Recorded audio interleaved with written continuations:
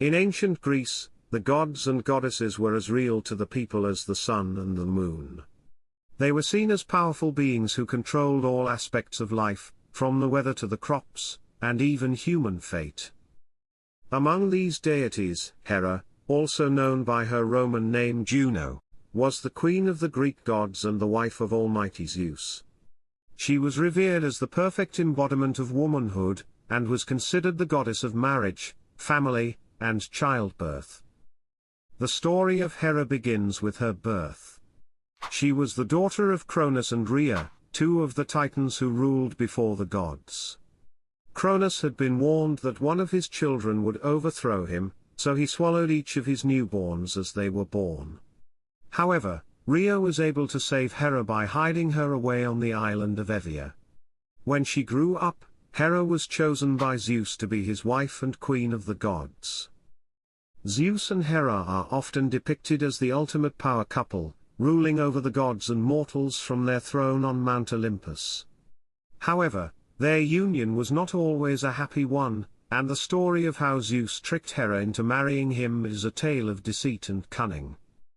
According to the myth, Zeus first laid eyes on Hera and was smitten with her beauty and grace. He knew that he had to make her his queen, but Hera was not interested in Zeus's advances. She was a proud and powerful goddess in her own right and did not wish to be tied down to anyone, let alone the king of the gods. Zeus, however, was not one to be deterred. He hatched a plan to trick Hera into marrying him. He transformed himself into a bedraggled cuckoo and appeared at Hera's window, looking cold and vulnerable. Hera, who had a soft spot for birds, took pity on the cuckoo and brought him inside to warm him up.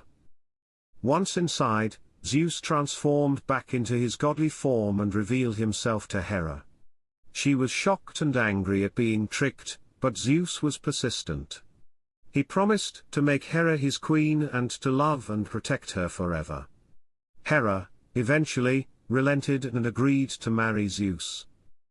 The marriage of Zeus, king of the gods, and Hera, queen of the gods, was a momentous occasion celebrated by all the deities. The ceremony was held in Olympia and marked the beginning of a new era.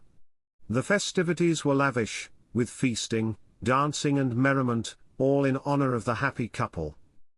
The gods and goddesses bestowed magnificent gifts upon the newlyweds. Gaia, the earth goddess and grandmother of the bride, presented Hera with a special gift, a sacred apple tree. It was planted in the garden of the Hesperides. The Hesperides were nymphs who tended to the garden, which was located in the far west and was said to contain golden apples that granted immortality to those who ate them. The tree was said to bear these golden apples, which were guarded by the Hesperides and a serpent named Ladon. After the festivities, Zeus and Hera retired to their chambers for a honeymoon that lasted an incredible 300 years. It was during this time that the couple welcomed the birth of their 3 children, Ares the god of war, Eileithyia, the goddess of childbirth, and Hebe, the goddess of youth. Despite being a goddess of marriage, Hera's union with Zeus is far from ideal. The initial euphoria of Zeus and Hera's marriage did not last long due to Zeus' promiscuous behavior. He engaged in countless affairs with goddesses, nymphs, and mortals, causing Hera to become a resentful and envious wife. She spent most of her time on Mount Olympus spying on her husband, and seeking revenge against his mistresses.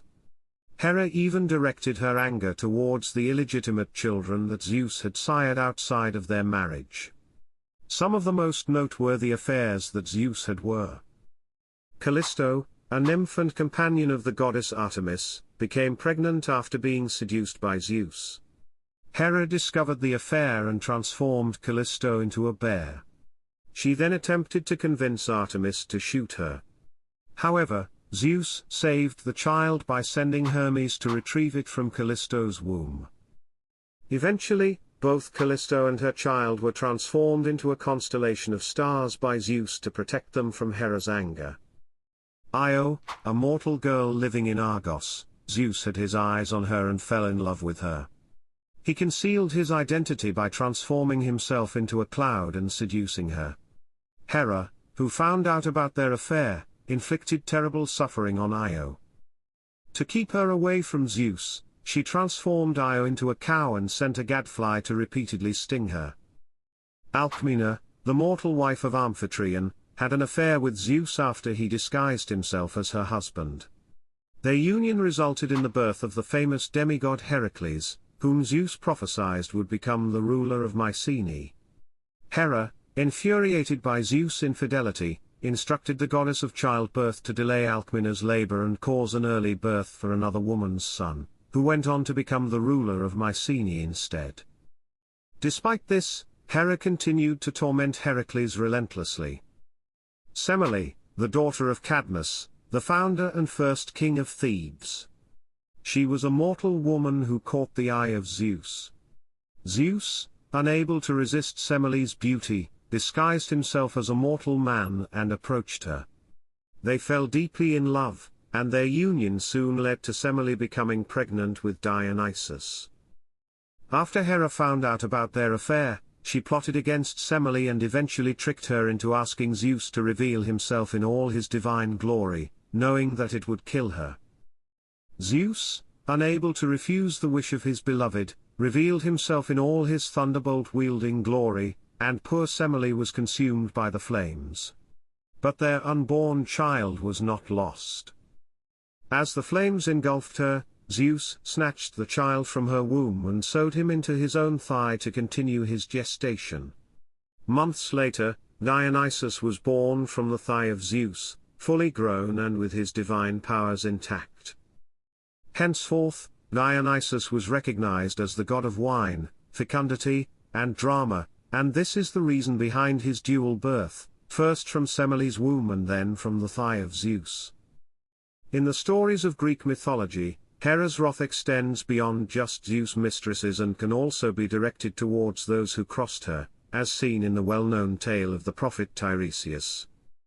According to the tale, Tiresias was strolling in the woods when he witnessed two serpents copulating.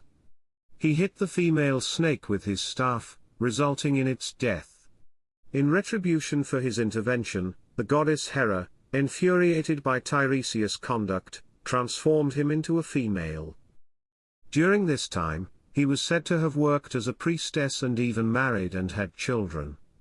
After 7 years had passed, Tiresias once again encountered two mating snakes. This time, he left them alone, and as a result, he was turned back into a man by Hera. But the story doesn't end there. On one occasion, there was a disagreement between Zeus and Hera regarding which gender derived more pleasure from sexual intercourse. Zeus claimed that women have more pleasure, while Hera argued that men do. To settle this dispute, Tiresias was summoned to Mount Olympus by Zeus because he had experienced life as both a man and a woman. Tiresias sided with Zeus, stating that women experience more pleasure during sexual intercourse. This enraged Hera, who blinded Tiresias as punishment. However, Zeus compensated him by giving him the gift of prophecy, allowing him to see the future and communicate with the gods. This story portrays Hera as highly competitive and argumentative. She was unwilling to concede her position and showed cruelty towards those who opposed her beliefs. According to certain myths, even Hera's own son was not spared from her cruel behavior. Hera, enraged by Zeus' numerous infidelities, sought revenge by giving birth to Hephaestus without the help of a husband. But Hephaestus was born with a physical deformity, and as the goddess of beauty and fertility, Hera was ashamed of having a son who was not physically perfect. In some versions of the story, Hephaestus is described as being lame or having a clubfoot, while in others he is portrayed as being small and ugly. When Hephaestus was born, Hera was so repulsed by his appearance that she threw him from Mount Olympus, causing him to fall for an entire day before landing in the sea. There, he was rescued by Thetis and Eurynome, who took him to the island of Lemnos and raised him as their own. Despite being rejected by his mother, Hephaestus grew up to be the god of blacksmiths and craftsmen. In some versions of the myth, he eventually reconciled with Hera, and even created a golden throne for her that would trap Zeus as soon as he sat on it. Hera used this throne to exact her revenge on Zeus, trapping him until he agreed to release her son Ares from captivity. To punish Hera for her attempted coup, Zeus chained Hera in the sky with golden chains. She cried out in agony throughout the night, but no one dared to come to her aid out of fear of Zeus. The following morning, Zeus offered to release her if she promised never to rebel against him again. Hera agreed, but she continued to use her power and intelligence to challenge Zeus whenever possible. Let us proceed with another famous story. In the tale of the Judgment of Paris, Hera's part not only showcased her divine attributes as a patron of marriage and loyalty but also revealed her envious and vengeful nature towards those who defied her. The tale of the Judgment of Paris is one of the most famous episodes in Greek mythology, and it all began with a wedding banquet. Zeus, the king of the gods, held a celebration for the marriage of Peleus and Thetis, the parents of the legendary hero Achilles. However, Eris, the goddess of discord, was not invited because it was believed that she would cause trouble. Eris was furious and decided to create chaos by throwing a golden apple inscribed with the words "to the fairest one" into the party. 3 goddesses claimed the apple: Hera, Athena, and Aphrodite. They all asked Zeus to judge which of them was the fairest, but he was hesitant to do so. Instead, he chose Paris, a Trojan prince, to be the judge. Paris was known for his fairness, having previously judged a contest between 2 bulls, one of which was actually Ares in disguise, which is another story. The 3 goddesses made their way to Mount Ida, where Paris was to judge them. Hera, the queen of the gods and goddess of marriage, bathed in the spring of Ida to ensure she looked her best. She then attempted to bribe Paris by offering him the kingdoms of Europe and Asia, hoping to win the apple and be declared the fairest goddess. However, her rivals had other ideas. Athena, the goddess of wisdom and war, promised Paris great skill in battle if he awarded her the apple.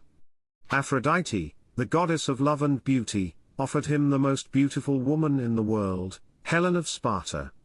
Paris, swayed by Aphrodite's offer, gave her the apple, thereby creating a powerful enemy in Hera.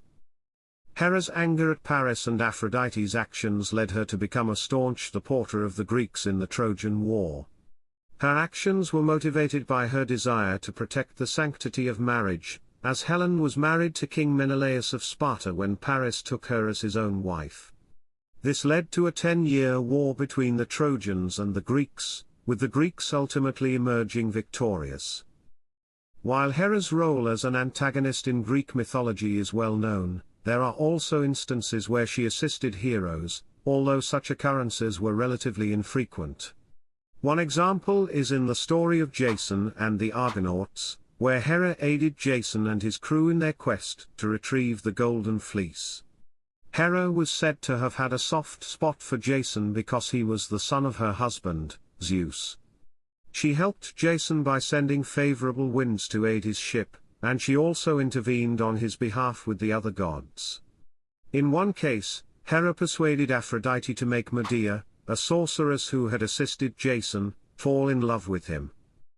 Although many of Hera's actions in ancient Greek mythology may appear extreme to modern audiences, they reflect the central importance of marriage and fidelity in ancient Greek society.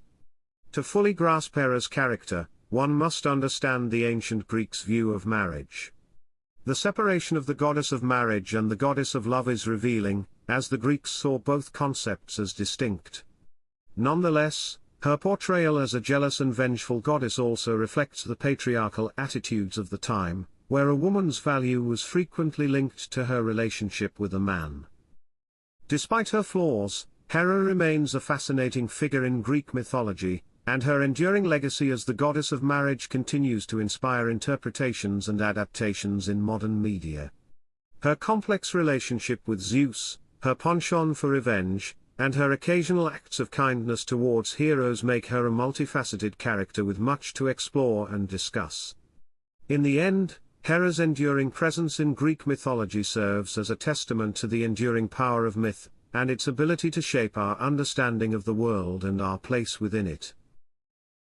Thanks for watching Greek Mythology Wiki. Please do like and subscribe to GM Wiki and press the bell icon to never miss new video updates. May the gods continue to bless you all.